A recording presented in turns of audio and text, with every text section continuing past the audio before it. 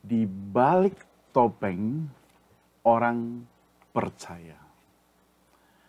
Nah, saudara, kali ini kita akan membahas satu topik yang saya beri judul,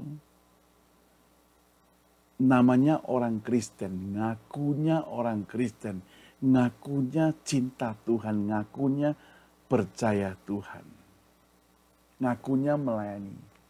Tetapi kok kerjanya hanya mengatur-mengatur, terutama di gereja.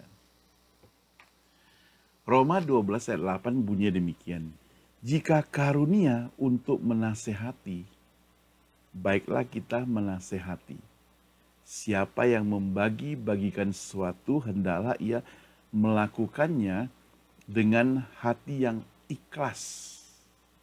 Siapa yang memberikan pimpinan, hendaklah melakukan dengan rajin. Siapa yang menunjukkan kemurahan, hendaklah ia melakukannya dengan sukacita. Jadi memang beda-beda talenta pelayanan yang ada dalam gereja. Karena kita masing-masing memang berbeda dan talentanya berbeda.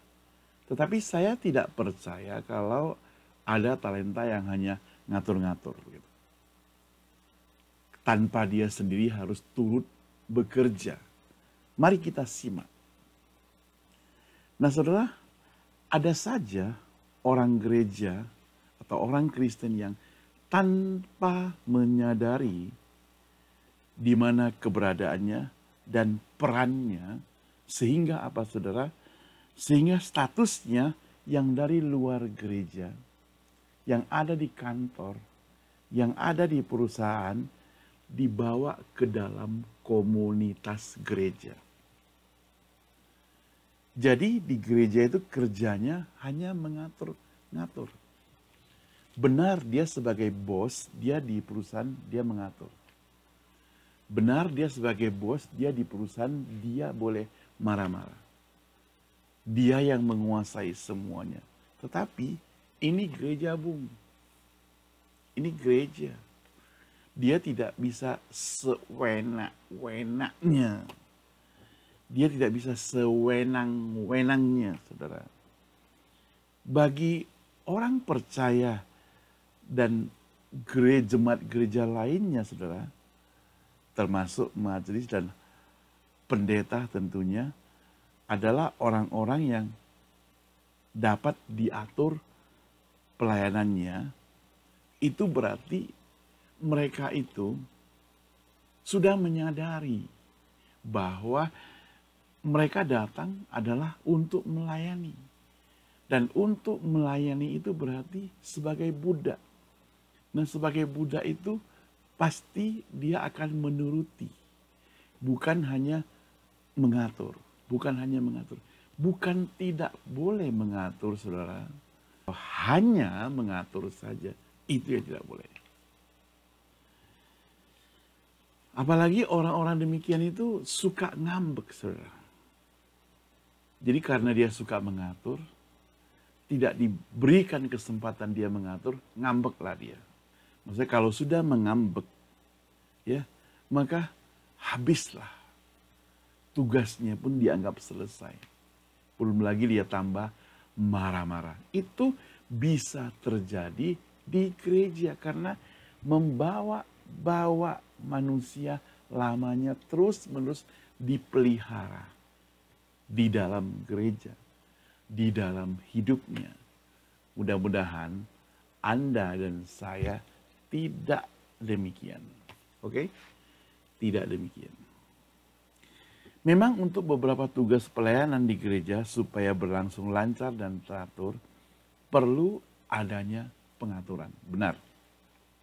Dan perlu pengaturan yang baik pula. Itu sebabnya dipilih beberapa orang untuk menjadi pemimpin.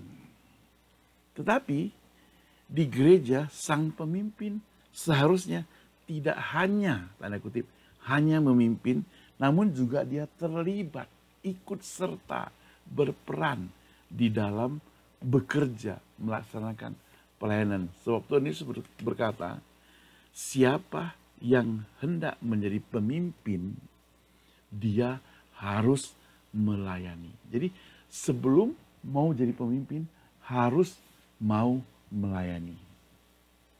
Kalau engkau tidak pernah melayani, jangan coba-coba jadi pemimpin. Akan make trouble, saudara. Engkau hanya mengatur seperti bos, seperti laupan istilahnya di gereja. Dan di gereja tidak ada laupan-laupan, nggak ada.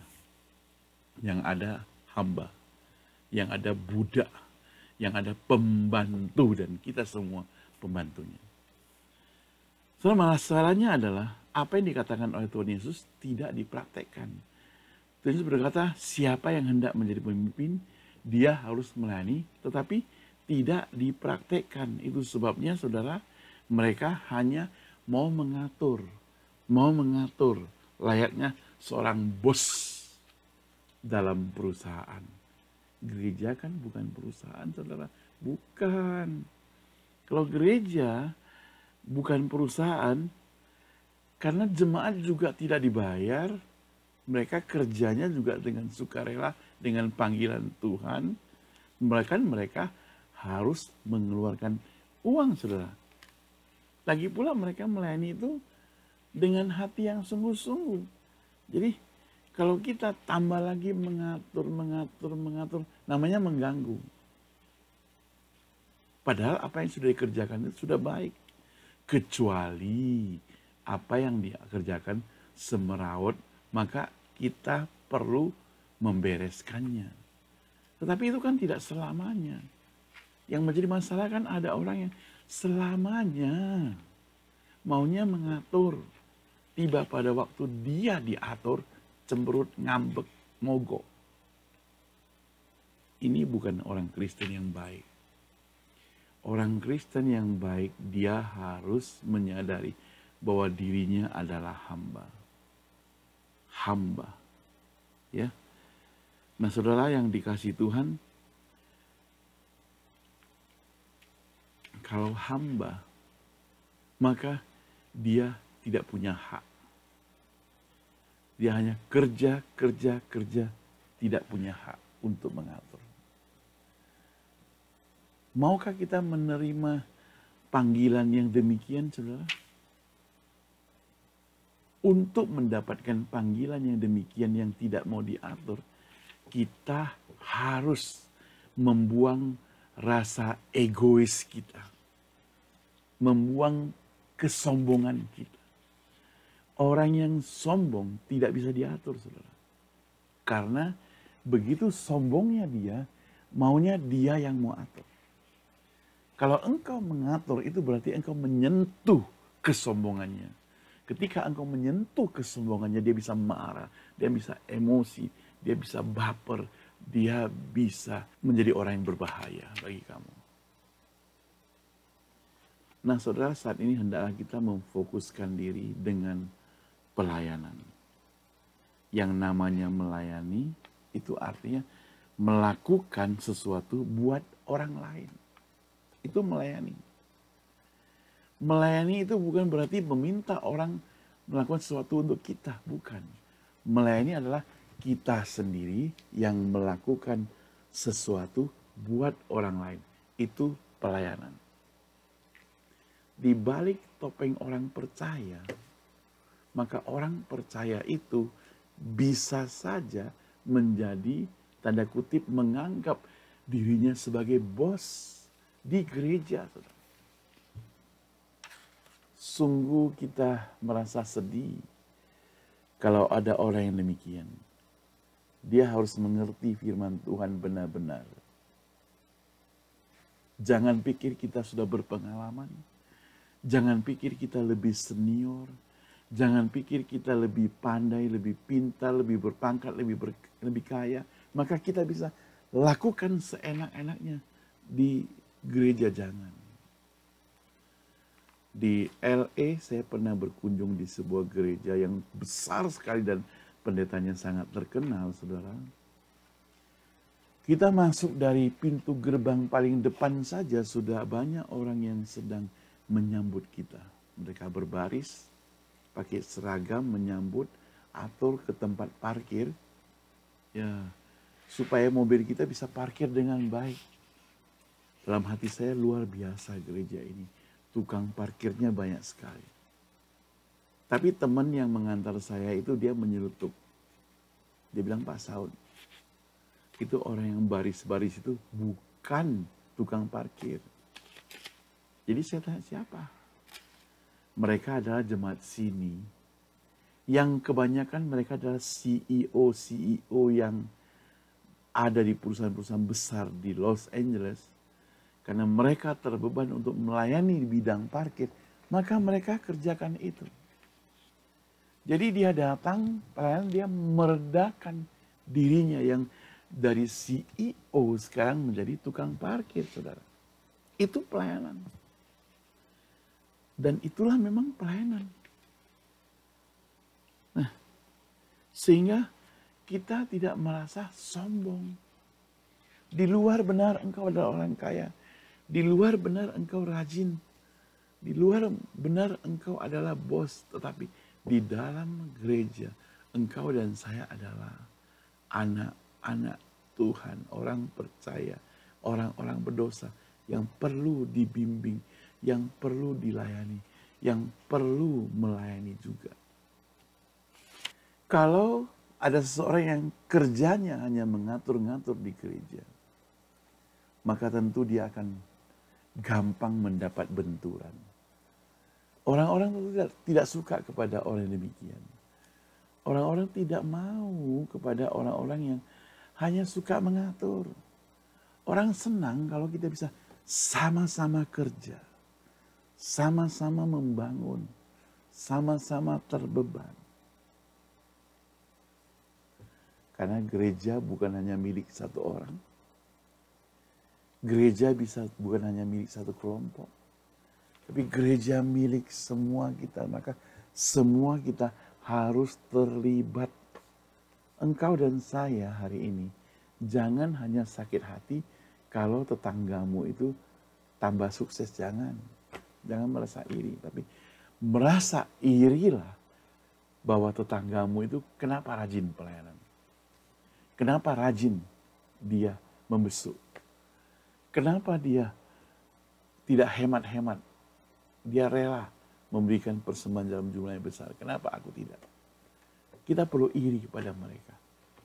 Kita perlu iri kepada mereka. Supaya kita juga memberikan yang terbaik. Bukan hanya tugas pelayanan kita. Tapi juga dukungan, support, dana kita. Bisa yang terbaik semua. Saya tidak tahu seberapa jauh pelayanan kita dan peran kita di gereja. Apakah jadi tukang atur juga? Jangan-jangan iya. Ya. Kalau engkau adalah tukang atur, bertobatlah. Supaya engkau tidak dibully orang. Ya. Nah saudara, saya yakin ada sukacita tersendiri dari kita. Walaupun latar belakang kita berbeda, gereja kita tidak besar-besar, tapi yang penting adalah kita benar-benar cinta kepada Tuhan. Kita benar-benar sungguh-sungguh mau taat pada Dia, sehingga waktu kita diberikan tugas pelayanan pun, kita bisa melayani dengan sukacita, karena kita melayani orang yang kita cintai. Ketika engkau mengerjakan satu tugas yang kamu tidak suka, susah.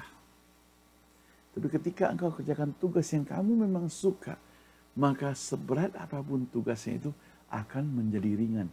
Inilah yang diharapkan kepada setiap orang percaya zaman sekarang. Anda bisa. Anda pasti bisa. Tuhan pakai hambamu ini. Pakai diri hambamu ini, karena hambamu percaya pasti bisa melakukannya. Di dalam nama Tuhan Yesus doa.